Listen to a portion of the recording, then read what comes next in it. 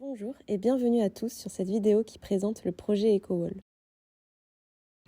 Nous sommes 4 étudiantes en 3e année à l'ENSCBP et dans le cadre de notre spécialité matériaux et procédés pour l'industrie du futur 4.0, nous avons été réunis autour du projet EcoWall.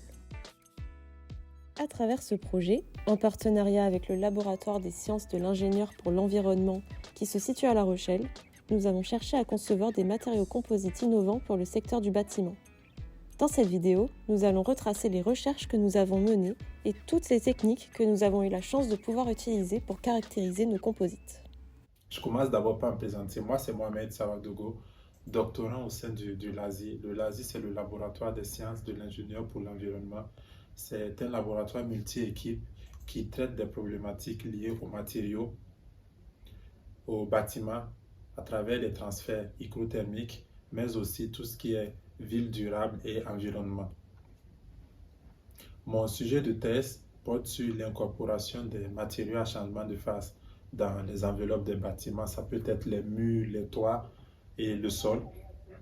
Et le but étant d'augmenter l'inertie thermique de ces matériaux à travers une grande capacité de stockage thermique dans le cadre du changement climatique, justement pour tendre vers une sobriété énergétique, réduire l'empreinte environnementale des bâtiments grâce à cette capacité de stockage de ces matériaux. Merci beaucoup Mohamed de t'être introduit et de nous avoir présenté ton sujet de thèse. Mais tout d'abord, revenons à ce qu'est plus particulièrement un matériau à changement de phase.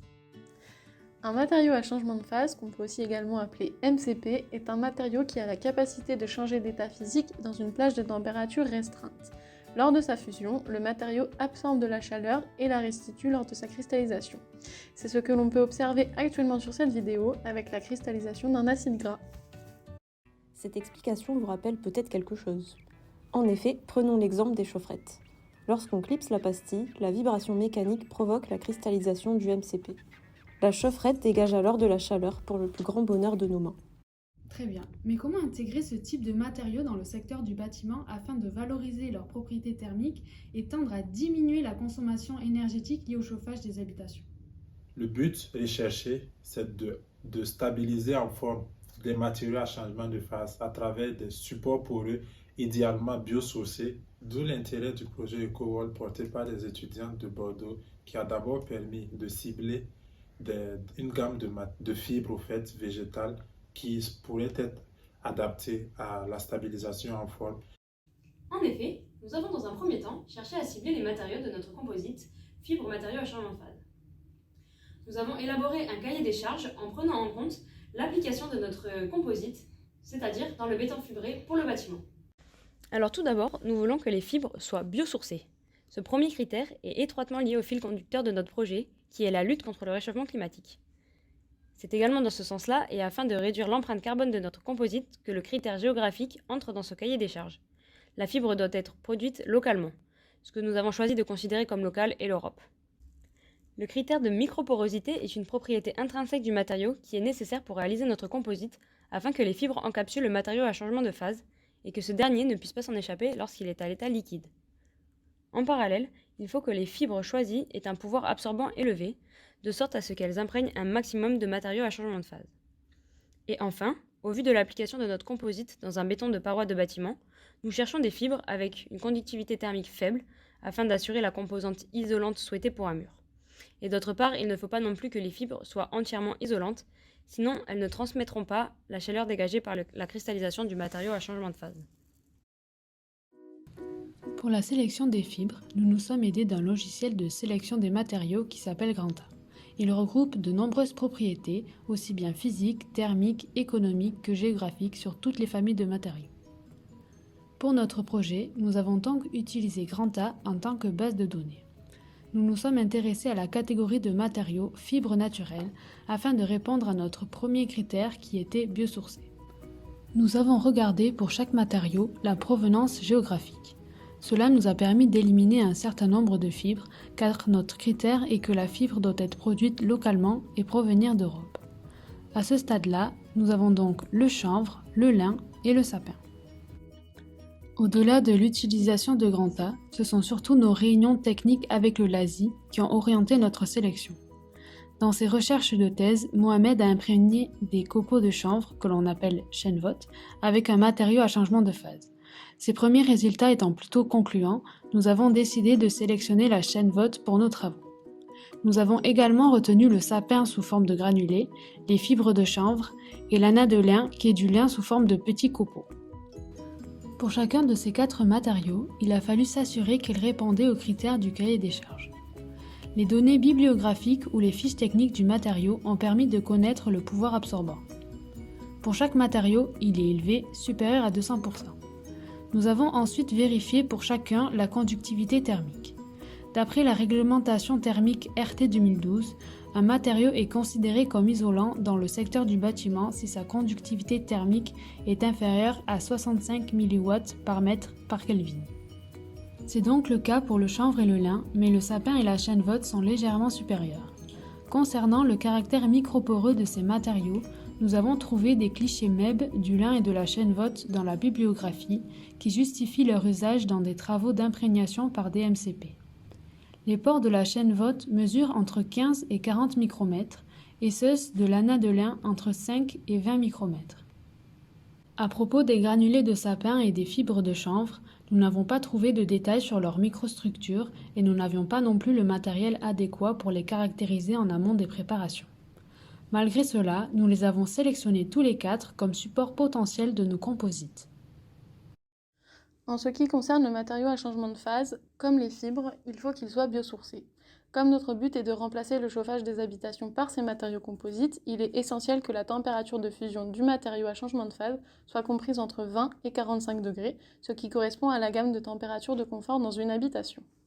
D'autre part, afin de garantir une libération de chaleur à une température comprise dans la gamme de confort, il faut que le matériau à changement de phase ne possède pas ou peu de surfusion. Cette dernière exprime la capacité du matériau à rester liquide en dessous de sa température de cristallisation. Dans la même optique, sa cristallisation doit se faire exclusivement grâce à la diminution de température et non par une activation mécanique. On parle donc d'activation passive. Enfin, pour garantir la longévité du matériau composite et donc du béton, le matériau à changement de phase doit être capable de supporter les cycles de chauffe et de déchauffe sans se détériorer ni créer de ségrégation de phase. L'acide caprique, l'acide laurique et le tétradécanol sont les matériaux à changement de phase que nous avons sélectionnés. L'acide caprique et l'acide laurique sont des acides gras, tandis que le tétradécanol est un alcool gras. Les raisons qui nous ont amenés à les choisir sont qu'ils sont biosourcés et que leur température de fusion rentre dans la gamme de confort. Ce sont également des matériaux à changement de phase avec pas ou peu de surfusion et qui s'activent passivement, comme nous le verrons plus tard dans la partie caractérisation. À partir des 3 matériaux à changement de phase sélectionnés, nous avons imprégné les différentes fibres également sélectionnées. Cela fait 12 composites. Au fur et à mesure des fabrications, nous avons éliminé des matériaux composites en mettant en évidence qu'ils ne respectaient pas le cahier des charges. Nous verrons cela avec les caractérisations juste après, mais tout d'abord, nous allons vous exposer notre protocole de fabrication. La première étape du protocole concerne la pesée des réactifs. Nous devons peser pour chaque échantillon les masses de fibres et d'acides gras ou alcool gras utilisés. Il faut que le MCP soit largement en excès pour garantir une bonne imprégnation. Celui-ci est ensuite déposé sur plaque chauffante à 60 degrés jusqu'à qu'il soit totalement fondu. Les fibres sont ajoutées par la suite dans le même contenant. Elles doivent être mélangées de manière homogène au MCP fondu. Une fois cette tâche accomplie, l'échantillon est placé à l'étuve. Il est conservé pendant 4 jours à 60 degrés et sous vide. C'est pendant cette étape-là que l'imprégnation du matériau à changement de phase dans les micro- et nanopores a lieu. Des imprégnations ont également été effectuées sous pression atmosphérique. Nous verrons dans la suite de la vidéo pourquoi elles n'ont pas fonctionné. Il faut à présent retirer l'excédent de MCP. Pour ce faire, l'échantillon est placé sur plaque chauffante à 60 degrés. Une fois que l'excédent est fondu, les fibres imprégnées sont déposées sur papier filtre pendant 8 heures. Un cristallisoire est positionné sur le dessus afin de créer une atmosphère chauffée de manière homogène tout autour des fibres. Le papier filtre est changé régulièrement jusqu'à que tout l'excédent de MCP soit retiré. Notre matériau composite est enfin prêt.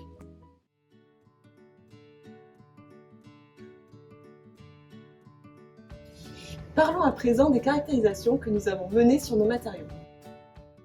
Pour la détermination du protocole d'imprégnation, nous avons réalisé une comparaison entre 2 thermogrammes. Le premier a été obtenu après une imprégnation sous vide et le second sous pression atmosphérique. Pour les réaliser, nous avons utilisé une DSC. Il s'agit d'une technique qui permet de déterminer certains paramètres lors des transitions de phase des matériaux, tels que la température ou encore l'enthalpie.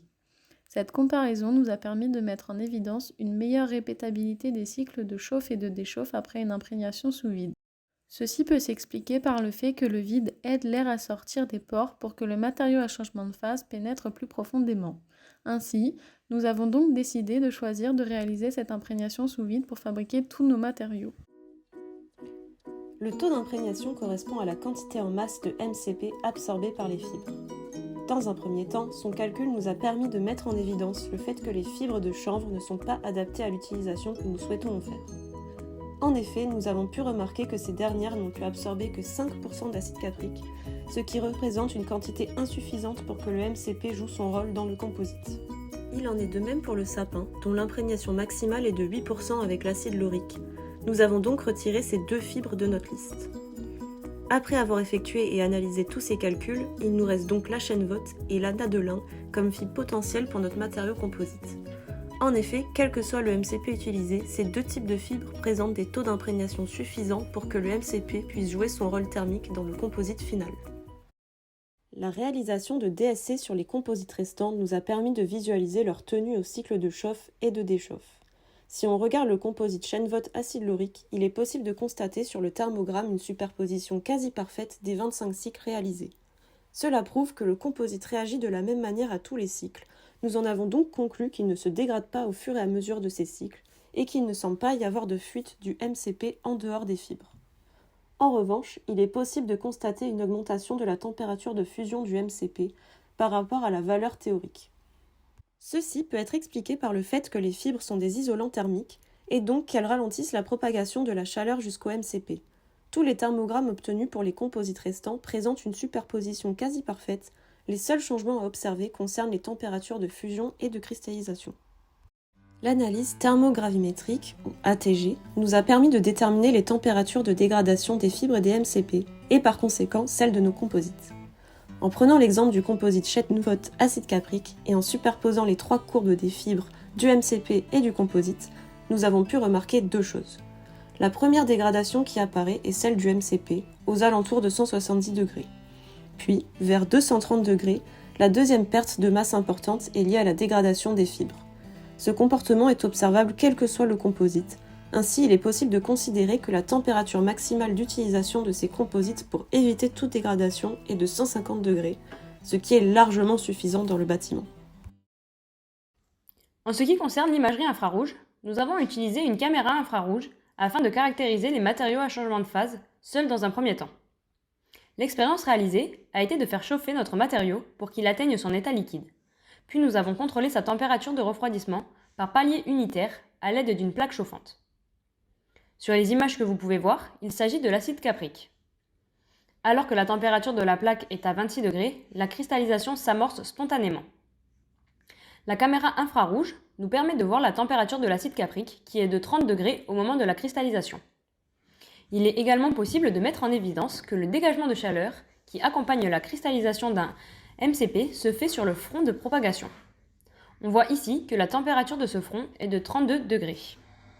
Nous avons également mis en place une expérience sur un matériau composite afin de caractériser la répartition de chaleur lors du changement de phase du MCP.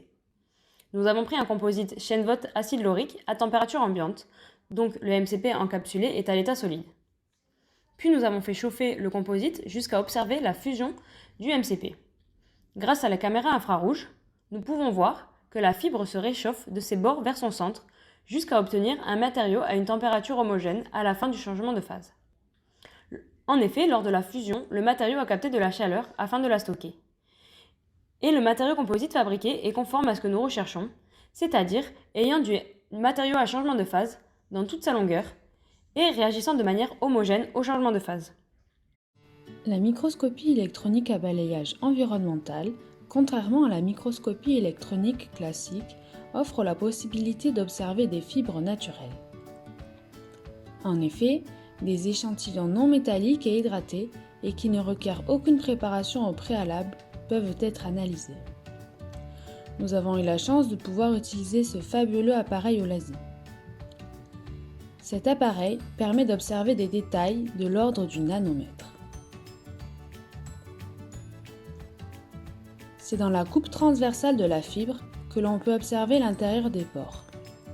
Nous avons pu observer la chaîne VOT imprégnée d'acide caprique et de tétradécanol. Dans les deux cas, on peut observer la présence des MCP dans les fibres. Ils sont adsorbés à l'intérieur des pores. Toutes ces caractérisations effectuées sur les matériaux nous ont permis d'obtenir des résultats sur l'efficacité du protocole, sur le choix des matériaux et leur compatibilité pour avoir un composite durable dans le temps. Nous avons également pu avoir des résultats quant à leur adaptation aux modifications thermiques. Dans le but d'élire le meilleur matériau par une pousseuse que nous avons fabriquée, il est essentiel de revenir sur les résultats des différentes caractérisations.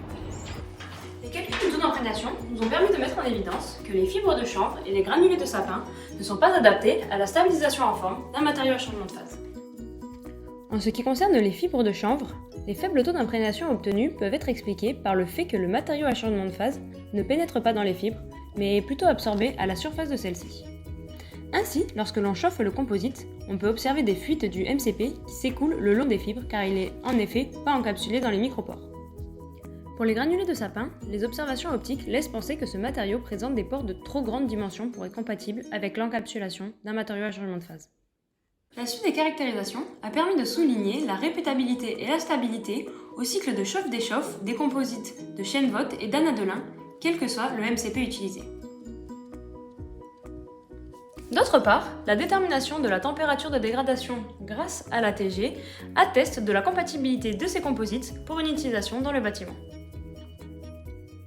Cependant, deux composites ne respectent pas notre cahier des charges. En effet, comme on peut le voir sur les DSC, les composites avec l'acide laurique ont une température de fission supérieure à notre gamme de confort. On peut donc les enlever de notre liste. Par ailleurs, parmi tous les composites restants, celui qui présente le meilleur taux d'imprégnation est le composite chaîne VOT acide caprique. Il est donc possible de le considérer comme étant le meilleur candidat pour l'application que nous souhaitons en faire. Cependant, nos résultats du taux d'imprégnation sont largement dépendants du protocole de nettoyage d'excédents de MCP dans le composite et de la façon dont nous les avons pesés. En effet, nous n'avons pas pu mettre au point de critères pour justifier de la qualité du nettoyage du composite. Et il est aussi possible qu'une quantité d'eau soit présente dans les fibres avant imprégnation. En effet, elles absorbent l'humidité et à aucun moment nous ne les avons séchées. Ces deux remarques nous laissent penser que les calculs du taux d'imprégnation peuvent être surestimés. C'est pourquoi les conclusions faites précédemment sont à considérer avec précaution.